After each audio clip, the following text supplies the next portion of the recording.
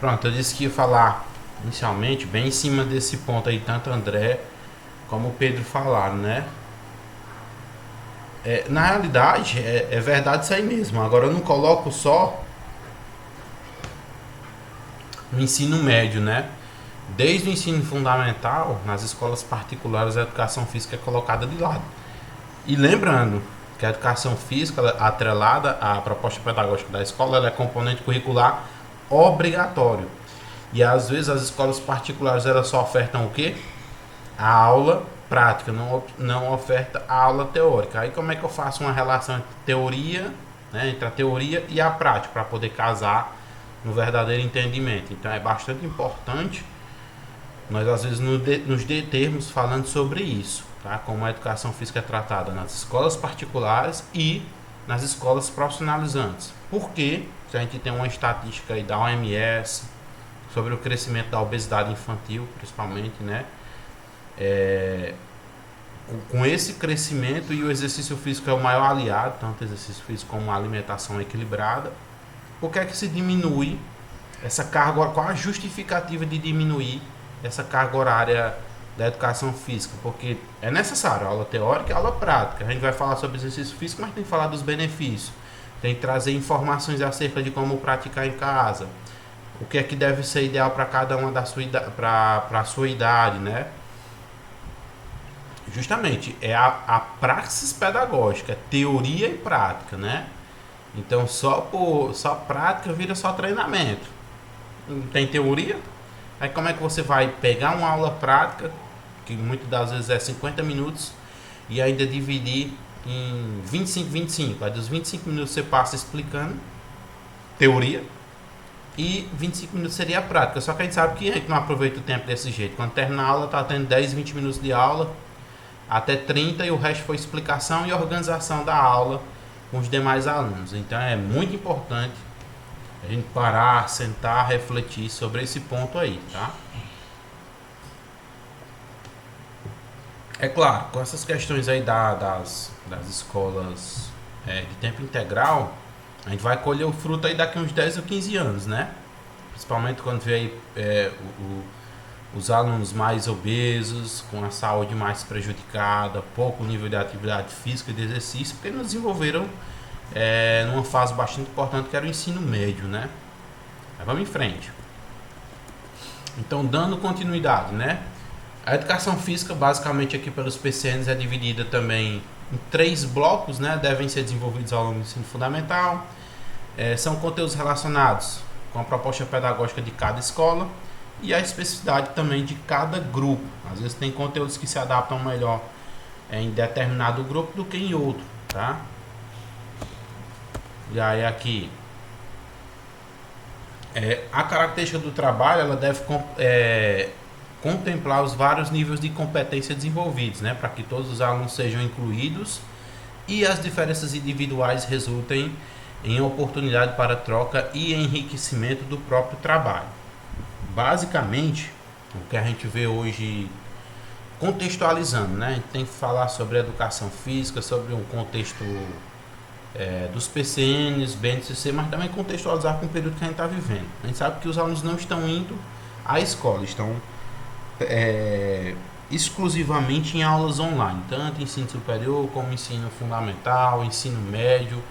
Às vezes tem as particularidades aí de escola particular, né? Ficou até meio redundante, mas são casos à parte de que o governo trata de uma maneira diferente, em detrimento do controle pelo baixo número de alunos em comparação com escola pública. É mais fácil de se fazer, né? Teoricamente é mais fácil de se fazer.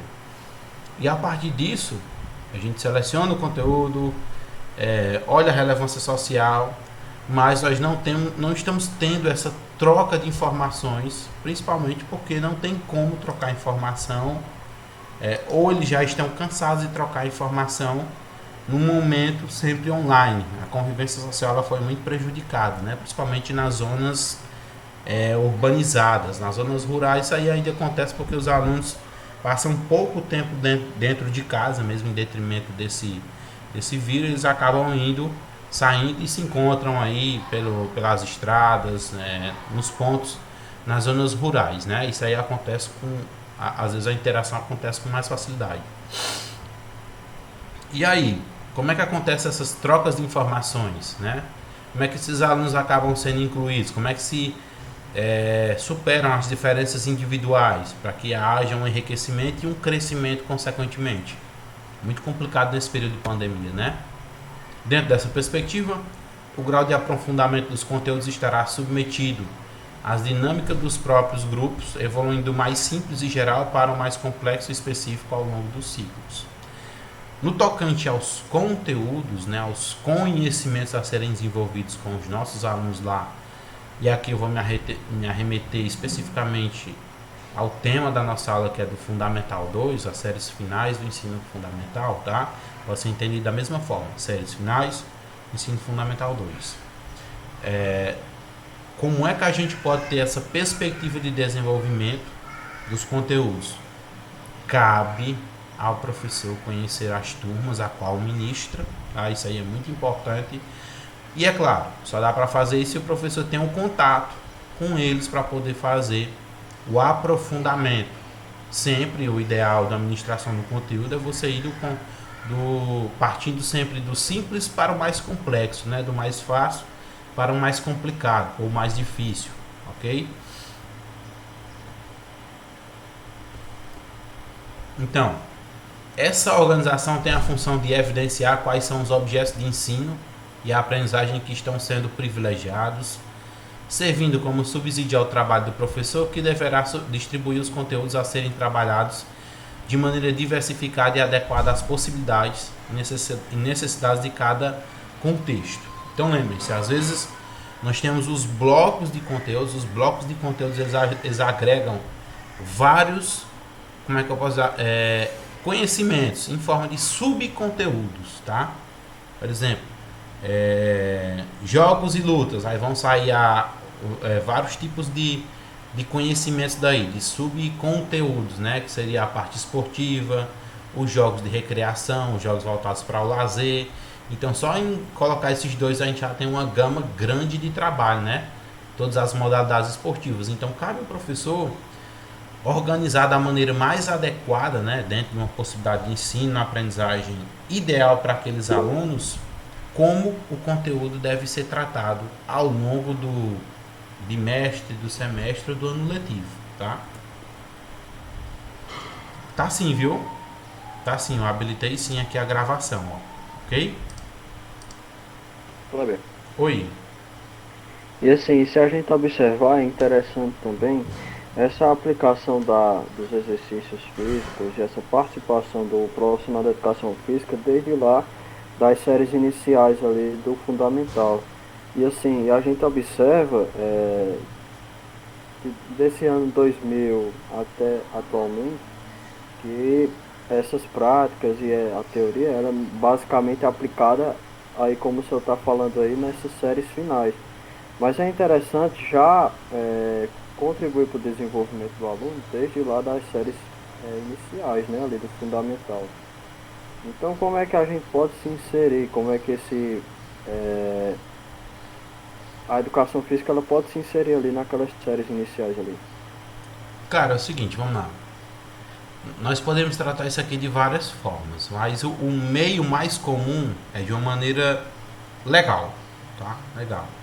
Às vezes o município, eu não sei porquê, mas a nossa lei permite o profissional da educação física de primeiro ao quinto ano. Eu estou usando o inicial de primeiro ao quinto ano, porque aí ele já tem divisão de português, matemática, história, geografia, já funciona assim a grade curricular das séries iniciais do ensino fundamental.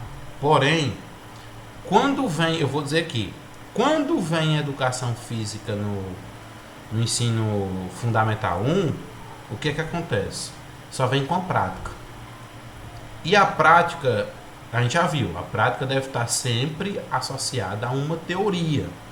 Que a teoria é o que embasa aquela prática, é o porquê de fazer aquilo, como fazer aquilo e para que fazer aquilo, né? O que, como e o porquê. Como é que nós poderemos nos inserir lá? Nós já temos aí, infelizmente, isso aí às vezes foge um pouco da tutela nossa de professor, tá? Que aí vão para os órgãos competentes. são os conselhos federais, regionais, tá? O Conselho Nacional de Educação Física, o Conselho Regional, que é o federal também, né? Nós temos o CONFEF, o CREF, né? E aí o que é que acontece?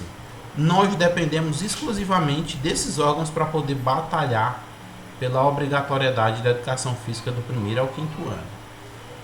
Em alguns casos, em algumas cidades já tem. Só como é que eu vou falar? Existe o profissional da educação física nessas séries, mas é só com a parte prática. E às vezes ele está ali mais para poder cumprir carga horária. Tipo, ele é 20 horas, lá na escola tem o ensino fundamental 2. Ele dá aula de sexta ao nono, teoricamente sai dá o quê? 4, 8 aulas. Dando exemplo aqui da minha cidade, de uma carga horária de 20 aulas, você tem 13 horas aulas de aula mesmo. O resto é planejamento, 7 horas aulas de planejamento. E dessas 13 aulas ele completou 8, ficou faltando aí 5 aulas. Essas 5 aulas joga para onde? Para o primeiro ao quinto ano com aulas práticas, para poder complementar, tá? Só explicando um pouco, contextualizando, mas a teoria deve existir de primeiro ao quinto? Tem, por exemplo, vou trazer aqui o caso, na BNCC não fala, tá? Da organização, mas na DCRC fala, aqui do estado do Ceará. Nós temos uma organização curricular com habilidades e competências de primeiro ao nono ano do ensino fundamental. O que é que acontece? Tem a implementação do professor, porque lá tem, por exemplo, se na diretriz curricular tem educação física, como trabalha a educação física de primeiro, às vezes eles agregam primeiro, segundo, terceiro, quarto e quinto, tá? Só para poder ajeitar o bloco de conteúdo. E o que é que vai diferenciar o trabalho com esse conteúdo com nossos alunos é o nível de profundidade, né? Você não vai estar falando jargão científico para aluno de primeiro ano. E também vice-versa para quinto ano, que às vezes o de nono ano não entende, mas você consegue aprofundar à medida que vai ele avançando nas séries iniciais, do primeiro até o quinto, você consegue aprofundar o conteúdo. Você vai de uma maneira mais rasa e vai aprofundando. Porém, se nós temos uma diretriz que embasa, o profissional está habilitado por isso, porque vocês passam pelo estágio do Fundamental 1, que é do ensino fundamental aí, fazem todos os estágios, até de pessoas com necessidades especiais. Mas o que acontece é a falta de oportunidade para adentrar nesse campo. Respondendo à pergunta de Pedro, que é o mais complicado, né? Tá, Kleber, como é que a gente pode entrar nesse campo? Nós já estamos nele. Só que nós dependemos de legislação que foge da nossa ossada, que é tipo regulamentar o profissional de educação física de primeiro ao quinto de forma obrigatória. E aí, é claro, não entra mais para poder complementar a carga horária. Cada escola teria que ter, teoricamente, seu professor de primeiro ao quinto e seu professor de sexto ao nono, tá?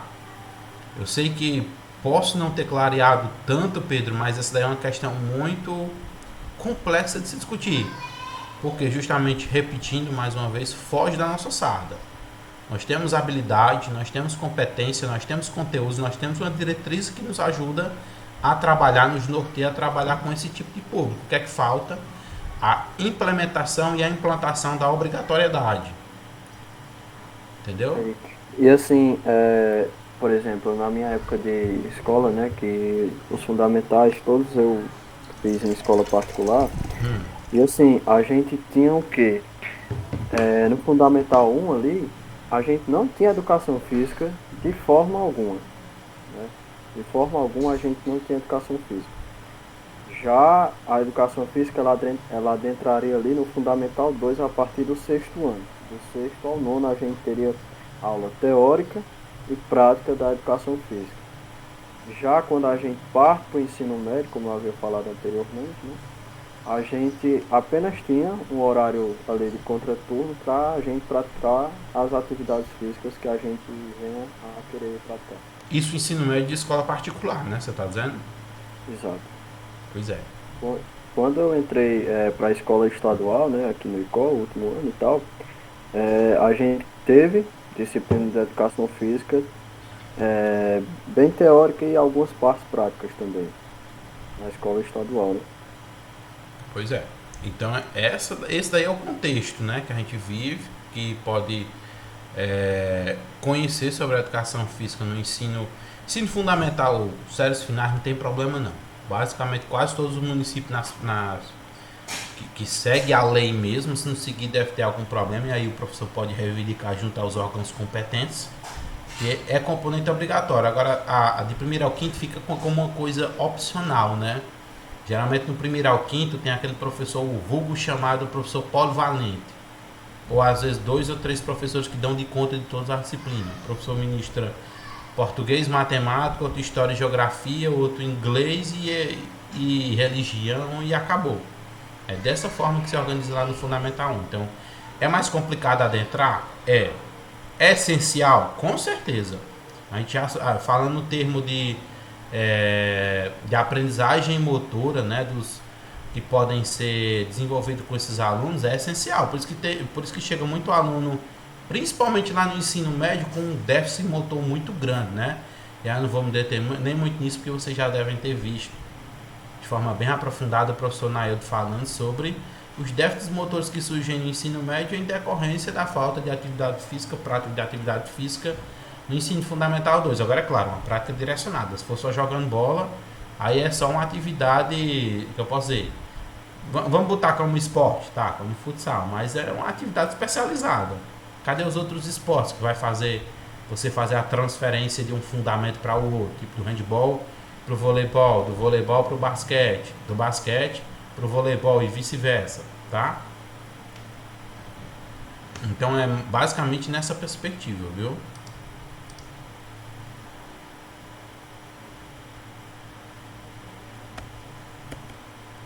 Beleza, Kleber. Basicamente pelos PCNs nós tínhamos aqui como era organizado, tá? Houve algumas mudanças onde foram agregadas informações ou alocação dos blocos, a gente vai ver na BNCC, mas que mudou pouca coisa, tá?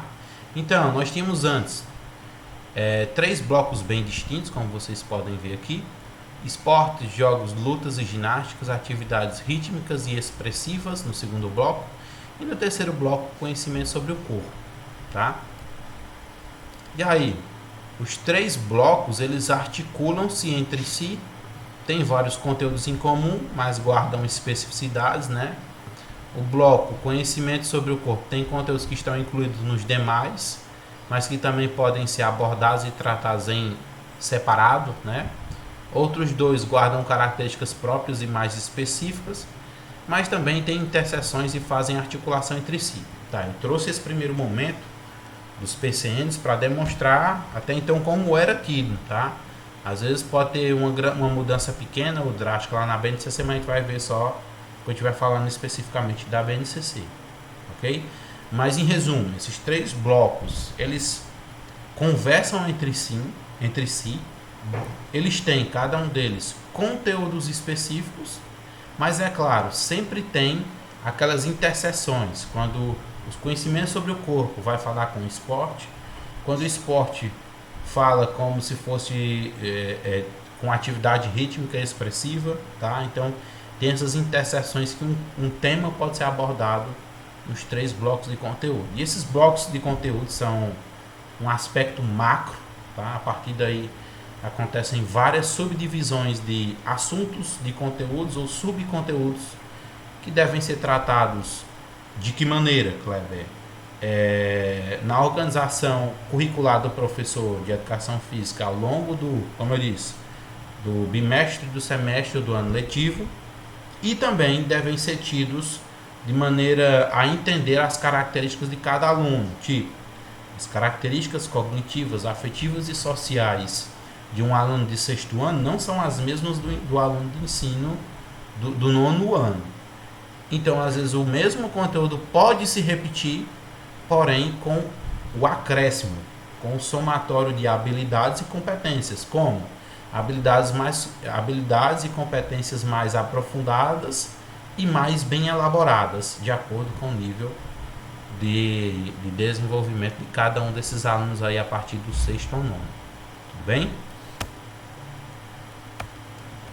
Então, vendo um pouco aqui o que é que trata cada um desses blocos nessa subdivisão dos PCNs. Conhecimento sobre o corpo. Fala, né? Esse bloco diz respeito aos conhecimentos e conquistas. Só um minuto enquanto agora eu habilito mais uma gravação para ficar bem particionado.